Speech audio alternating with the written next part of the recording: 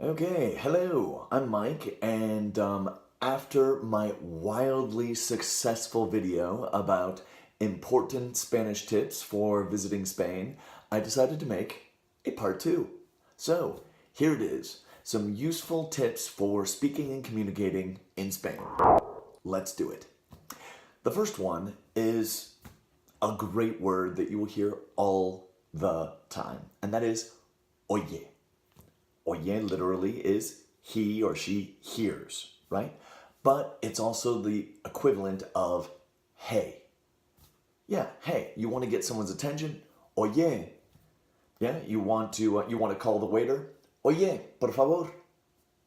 Yeah, or if you want to be more formal, you can say oiga.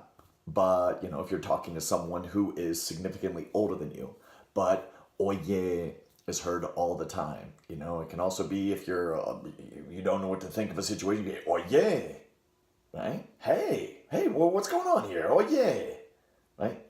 And it can also just be used to start a sentence, right? You can just say, oye, ¿te parece bien que hagamos tal y cual? Right? Oye. Great word. Next one is a greeting that you hear all the time, and it's great because it doesn't have to be morning or evening or any time. You can use it all the time. Of course, there's hola, but also a very common one that you'll hear is muy buenas. Yeah? Muy buenas. Así, tal cual. Yeah? So you can go into a cafe, and this is a cultural thing, and that is when you go into a cafe or you go into a place, it's common just to say hello or good morning, even if you don't know anybody. It's just sort of a polite thing to do. So I like to just go into the local cafe and look around and muy buenas. Get about half the people just sort of mumbling a good morning back to you. It's really nice. Incidentally, another cultural note is that when you're leaving a place, it's very common to say hasta luego. It's not common to say thanks or anything like. Normally in America, we would say thank you. But here it's just hasta luego, hasta luego, hasta luego, hasta luego. Good. Another word that I found to be very common and useful when I came to Spain was a lo mejor. A lo mejor, right? It's actually three different words that create a phrase. A lo mejor means maybe, perhaps. You don't really hear quizás and you don't really hear tal vez. People will understand you, but you will hear all the time a lo mejor. Probably, maybe. Next one is really. How do you say really in Spanish? Well, you can say de verdad, right? You hear that. But even more common is en serio, right? In serious, seriously, right? En serio. Two words, en serio. Really? Yes. See? En serio. De verdad. Good. Next word is hombre. Yeah, hombre. Now, of course, you probably know that means man. But it also is the equivalent of what we would use in the United States as dude, right? Or what we use in California especially as dude, right? So you can use it to be excited about something, hombre, right? Or you can use it to express surprise, hombre, no creo que sea así, eh? Right?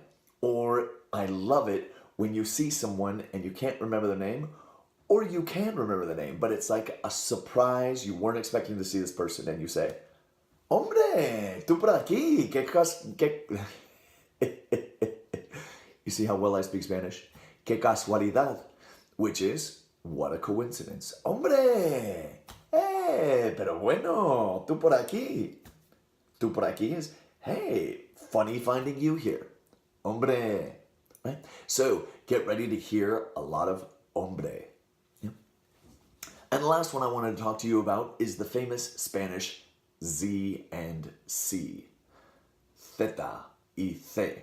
That's right. They like to lisp these letters. And it sounds a little weird to us because they're letters that we're used to applying a z or s sound.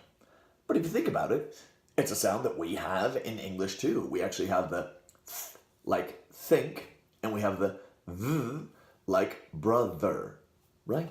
But in Spanish, it will be the first th without using your vocal cords, right? And it's a little tricky when you first get here. You think, oh, wow, it's everything. All S sounds are suddenly converted to TH sounds. Not really. There are some places in the South where you will hear them do it all the time. All of their S's are lisped. But that's not the case in the majority of Spain. In the majority of Spain, you will hear the C's and Z's, or in Great Britain, the Z's, pronounced like th. So, for example, thank you is gracias. Gracias. Right? You have the C and the S. Or, if you're talking about my brother-in-law, his name is Cesar. So, exactly. Cesar. Cesar is his name, right?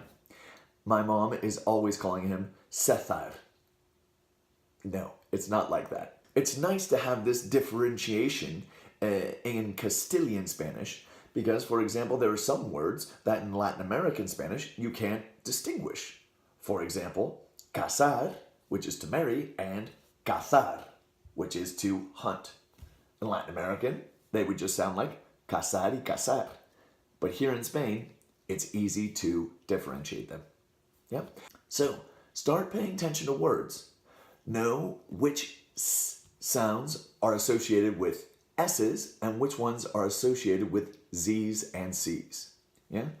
Because you will hear them in almost all of Spain. All right. Well, I think that just about covers it. I hope you've enjoyed it, and good luck in Spain. Thanks. Bye.